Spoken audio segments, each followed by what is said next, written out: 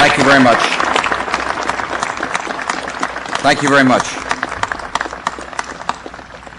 Joe, thank you for those kind words, and thank you for your outstanding service in a difficult time for our great land.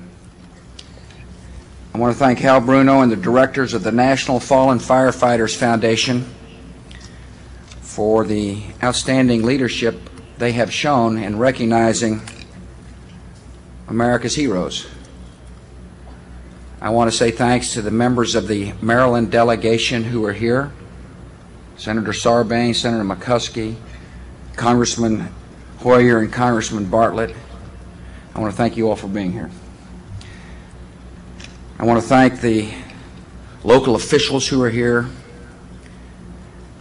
I want to thank the firefighters from all around America who have come to comfort the families of the fallen. I want to say hello to moms and dads and husbands and wives and sons and daughters of the fallen. Laura and I are honored to be here with you today as we remember the lives and sacrifices of your brave relatives.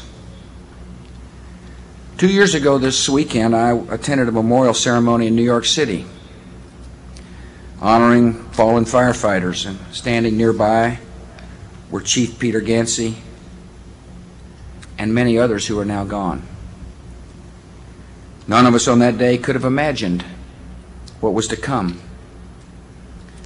The scale of the emergency, the enormity of the danger, the magnitude of the evil.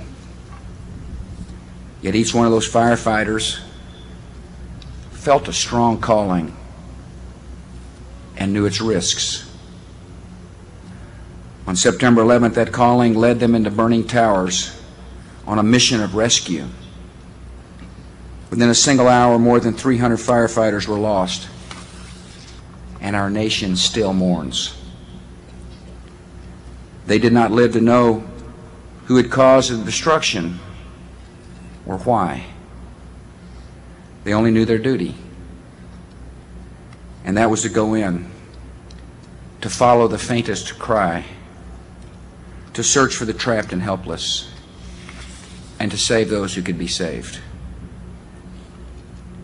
A few days ago, one New Yorker described firefighters as the kinds of guys you look up to. Every one of you here knew exactly what he meant. The courage and loss we saw in New York is found in every community that has laid a firefighter to rest. Hardly a week passes in America when a career or volunteer firefighter does not fall in the line of duty. Firefighting is a hard and demanding job, and it may at any moment send a person into high heat or thick smoke. It's been said that a firefighter's first act of bravery is taking the oath to serve, and all of them serve knowing that one day they may not come home. Today we honor 101 who did not come home. They were all people who accepted the dangers of firefighting and were last seen on duty. We add their names to this national monument. We do so with pride and with deep gratitude. The nation pays respect to them for their service and their sacrifice. And we respect you, their families, for your sacrifice, for the heavy burden you carry to this day. The McCormicks of Arkansas, the Hendricks of Kentucky, the Pascators of Pennsylvania, each lost a son who was not yet 20 years old. The families of Bo Rathburn of Wyoming, Jim Ravis of Missouri, Fred Brain and Pete Scannell of New York, Kenneth Jess of Pennsylvania, lost loved ones who were willing to serve even in the latter years of life. Many were taken during the fullest days of life, that time when we are needed most by the people we love. Kimberly Smith of Texas was engaged to be married. Robert Crump of Colorado was home after honorable service in the Marine Corps. Marvin Bartholomew of Florida had paid his way through college and was working his way up the ranks of the department. Roger Bookout was 34 years old when he died, and he was a loving dad.